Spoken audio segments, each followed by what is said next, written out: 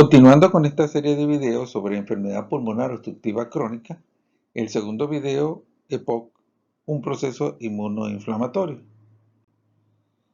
Queremos recordarles que tenemos a disposición los cursos del Foro Internacional de Medicina Interna, el curso sobre fisiopatología cardiometabólica, para revisar las bases genéticas, inmunológicas y las vías biológicas implicadas en enfermedades como hipertensión, diabetes, obesidad y dislipidemia.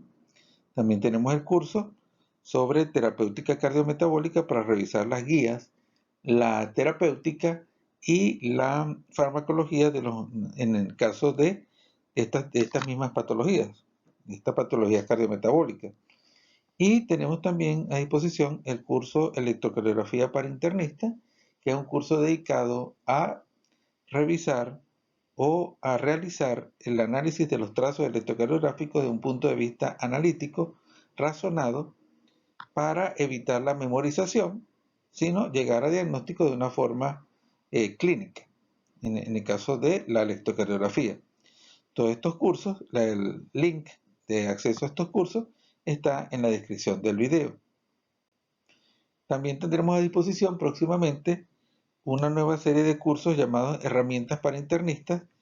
Uno de los cursos se llama Herramientas para internistas en neumonología, en el cual vamos a revisar las guías de POC de asma, farmacología de los broncodilatadores, interpretación de la espirometría, radiología de tórax, TAC de tórax e interpretación de la gasometría. Y también vamos a tener a disposición el curso Herramientas para internistas en las emergencias. Vamos a revisar infarto y la interpretación de la troponina, falla cardíaca de agudo de pulmón, y el péptido natriurético, tromboembolismo pulmonar y dímero D, interpretación clínica de sodio, potasio, calcio, gasometría, sepsis e interpretación del lactato, y encefalopatía hepática, interpretación del amonio. Todos estos cursos entonces van a estar a disposición próximamente, y cualquier información adicional, tengo mi correo miguelcontreraszeta@hotmail.com. Bueno, comenzamos entonces EPOC como una respuesta inmunológica única, específica.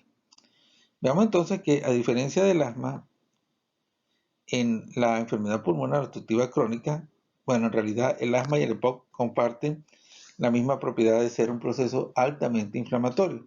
Pero a diferencia del asma, en el EPOC hay un predominio de fibrosis y de destrucción o disrupción de la barrera alveolar. Es la característica principal que diferencia a asma de EPOC. Y vamos a ver entonces que la principal célula implicada en la EPOC son los neutrófilos. Y esa cantidad de neutrófilos aumenta progresivamente a medida que la enfermedad se hace más severa. Otro elemento importante del asma son los macrófagos.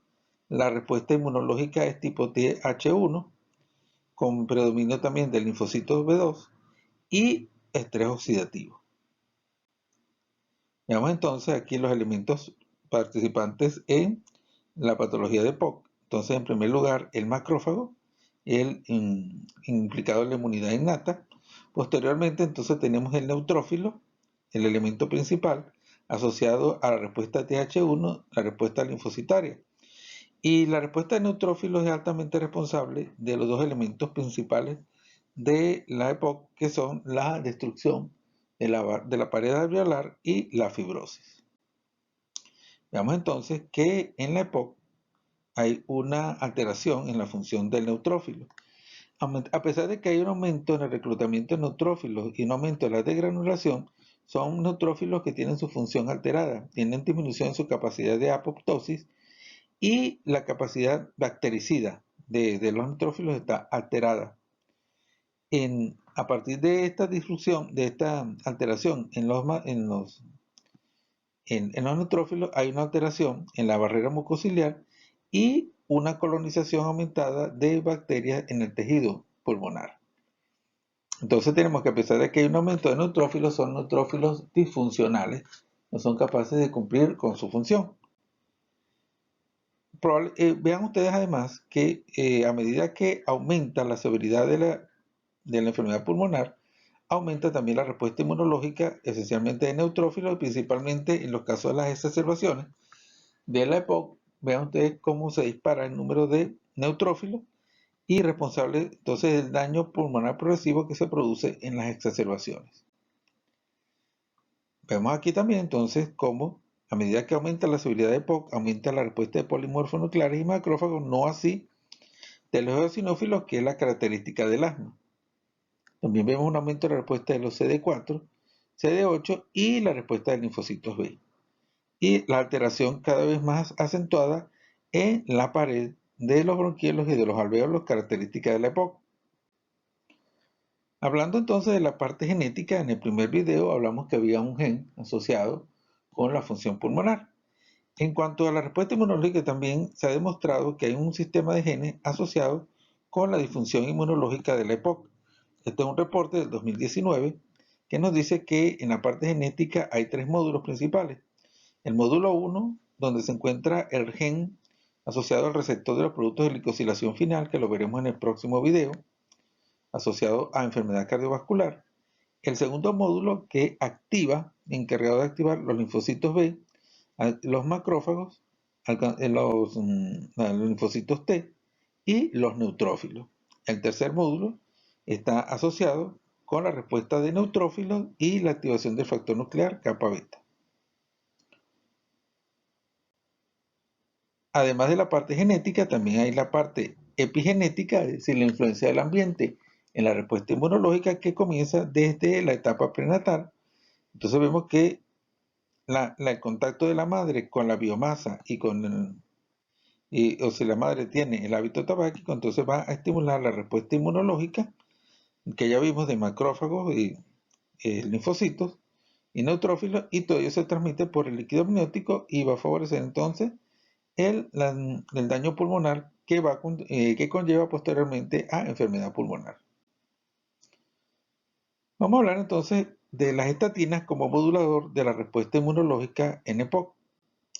Tenemos que las estatinas actúan inhibiendo la hidroximetilglutaril coenzima reductasa, que es la enzima que va a favorecer entonces la producción de mevalonato y de colesterol.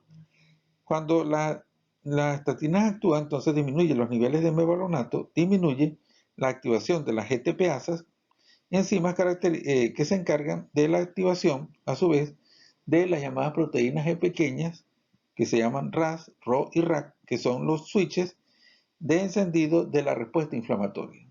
A nivel biológico, el switch que permite la activación de la respuesta inflamatoria se llama las proteínas G pequeñas, RAS, RO y RAC. Al desactivarse este switch, entonces va a disminuir la expresión de los genes inflamatorios de interleuquina 6, factor de necrosis tumoral alfa, y se apaga la señal de encendido de la inmunidad innata y de la activación de neutrófilos, características de la enfermedad pulmonar obstructiva crónica. También se ha demostrado que la relación entre estatina y disminución de la expresión de cáncer en pacientes con EPOC.